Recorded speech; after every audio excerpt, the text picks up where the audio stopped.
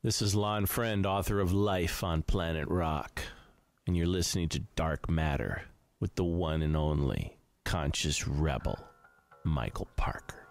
Today we're speaking with Rosemary Ellen Guiley. We have got a heck of a lot of questions here for Rosemary. So, Jerry, let's hit her with the next one. Phil asks, Rosemary, I've seen TV shows with a device called a Frank's box. I wanted to know how it works. Well, I have two Frank's boxes, and I have been using them in a variety of experiments. These are intended to be two-way real-time communication devices with the realm of the dead and with non-physical beings who might be extraterrestrials or might be other beings that we might call angels or of some other order.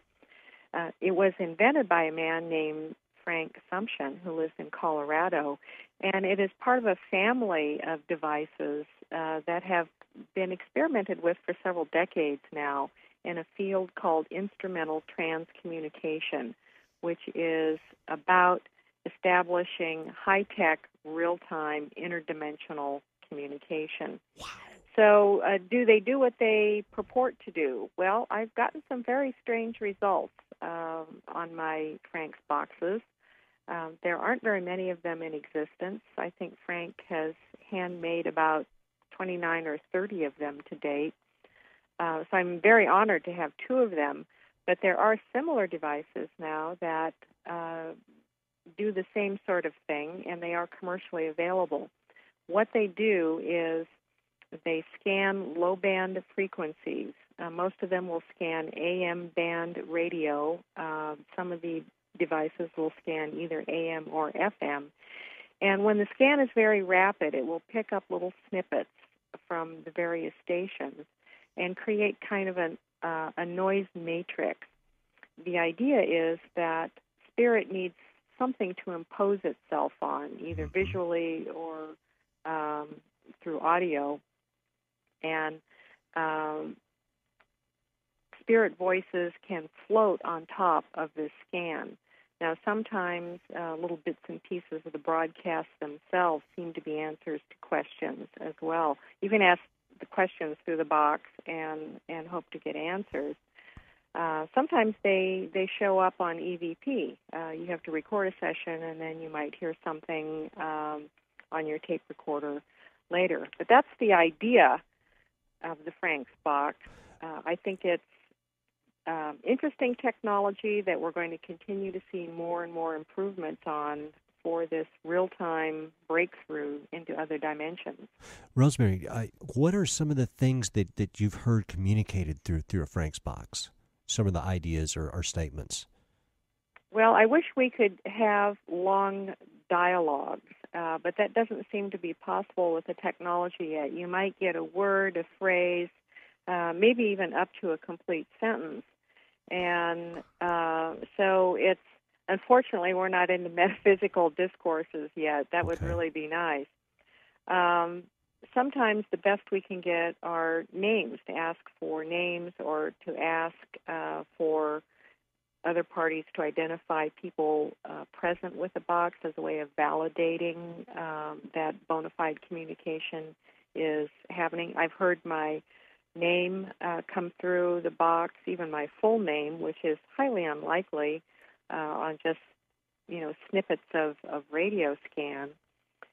I've got names of guides there. There's a group entity which has been working in ITC for some time known as Seven. Mm-hmm. And these are part of a consortium of very high beings called the Rainbow People.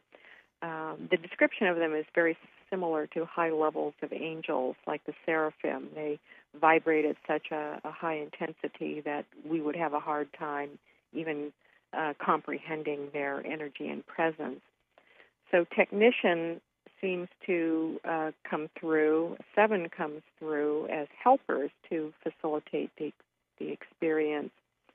I've gotten little facts and figures from haunted locations that I've taken Frank's box to, where I've asked for information about presences thought to be haunting locales.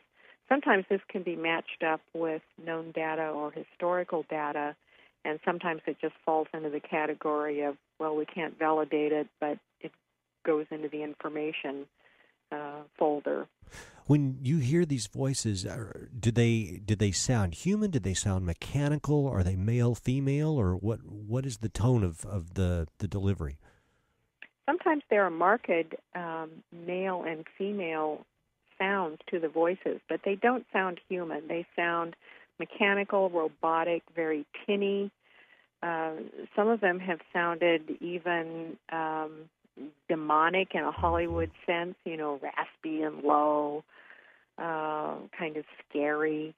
But the information isn't scary. It's just the voice sounds scary.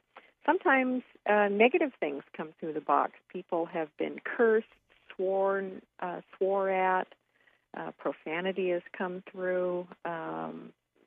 It's unpredictable sometimes, and if negative stuff starts coming through, the best thing is to just shut it off. One of the first things that comes to my mind is the idea, obviously, of Ouija boards. You can unwittingly invite some entity into your home or personal space. Do you feel it's the same with these Frank's boxes? Absolutely. The thing is, Michael, that whenever you have an interface, you're going to open up something to other realms, and you may get something unexpected coming through. I think that one of the reasons why people have such problems with the Ouija board is that it tends to be approached lightly, or as entertainment, or, let's see what we can get here. And people, they aren't grounded, they don't take precautions. I don't go overboard with precautions. I'm not a fanatic about it. I try and take a common sense approach. And here again, I feel that years and years of daily prayer and meditation have certainly helped to build up my buffer. But whenever you use a device, whether it's tarot or the Ouija board, automatic writing, something like Frank's box, it's a good idea to invoke the highest spiritual help that you feel connected to protect the space that you're working in, to ask only for something positive and benevolent to communicate with you. And that will determine, to a large extent, the color of your experience. But the negative can still creep through. You just never know. I didn't mean to sound overtly paranoid, but I was concerned. Oh, it's to me, it's not paranoia at all. It's just a common sense approach to dealing with the paranormal, and I think that's here again. That's what gets some people in trouble, is that they don't know enough about what they're attempting to deal with.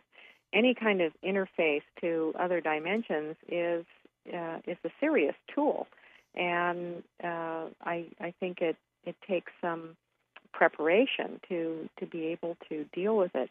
There are certain individuals who don't seem to be well suited to this kind of work.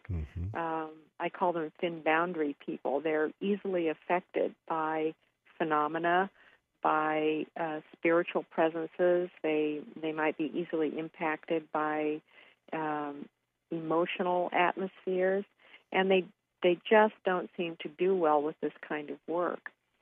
Other people seem to be able to handle it quite well and not be adversely affected by it. We've been speaking tonight with Rosemary Ellen Guiley. Her website is visionaryliving.com. And Rosemary, you are fascinating, and I hope that you will come back on the show. Please stick around for a second after the show, because I'd like to speak with you offline for just a second. I hope all of you guys have enjoyed this. Once again, Rosemary's website is visionaryliving.com. This has been Dark Matter, as always, on Karma Era. My name is Michael Parker. Thank you for listening, and as always, don't be afraid of the dark. Just listen to it. I love you. I'm out. Peace.